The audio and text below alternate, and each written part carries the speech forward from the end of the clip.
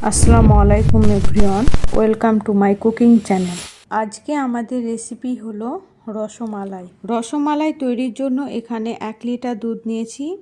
এবার এই দুধ থেকে ছানা কাটাবো, তাই ওভেনে দুধের হাঁড়ি চাপিয়ে দেব।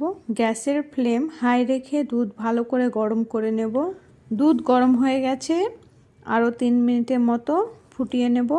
3 মিনিট পরে দেব ভিনিগার। এখানে একটা বাটিতে 5 চামচ জল ও 5 চামচ ভিনেগার মিশিয়ে রেখেছি। এবার এই মিশ্রণটা দুধে দিয়ে দেব, চামচ দিয়ে নাড়িয়ে নেব। তারপরে আরও 3 মিনিটের মতো ফুটিয়ে নেব, যার ফলে ভালো করে ছানা কাটবে। দেখুন সম্পূর্ণ ছানা কেটে গেছে আর জলটা সবুজ হয়ে গেছে। জল সবুজ হয়ে আসলেই বুঝবেন ছানা ভালো করে কেটে গেছে। গ্যাস অফ করে দেব, দিয়ে ছানা ছেঁকে নেব। তাই এখানে একটা বোল নিয়েছি। এবার বোলের উপর একটা সুতির কাপড় রাখবো।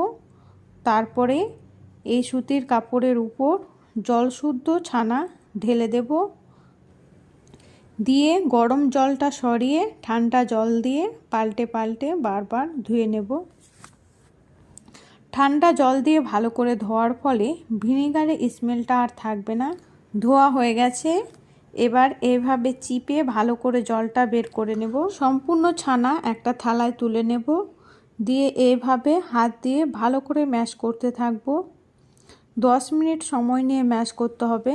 10 মিনিট পর ছানা অনেকটাই হালকা হয়ে গেছে এবং দেখুন কিছুটা ফুলে গেছে। ছানা ভালো করে ম্যাশ করা হয়ে গেছে।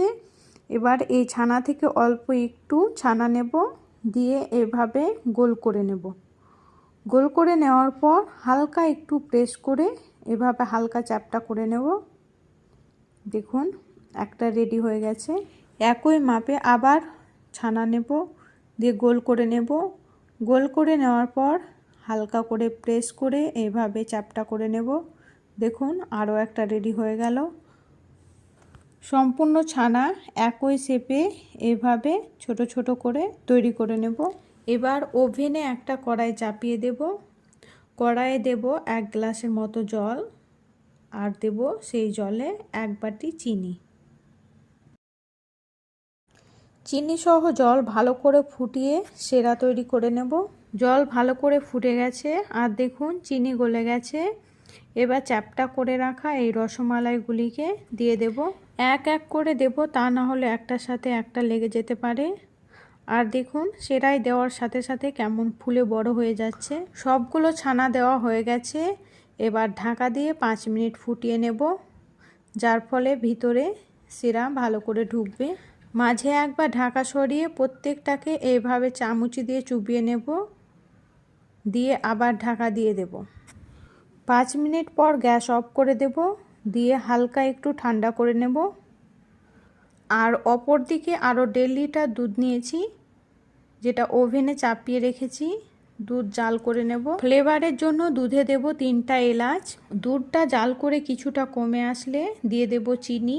এখানে চিনির পরিমাণ কম করে দেব, কারণ ছানাগুলি চিনির সেরায় ফুটিয়ে রেখেছি, তাই এখানে পরিমাপ বুঝে 1/3 বাটি চিনি দিলাম। এবার দুধ জাল করে অর্ধেক করে নেব।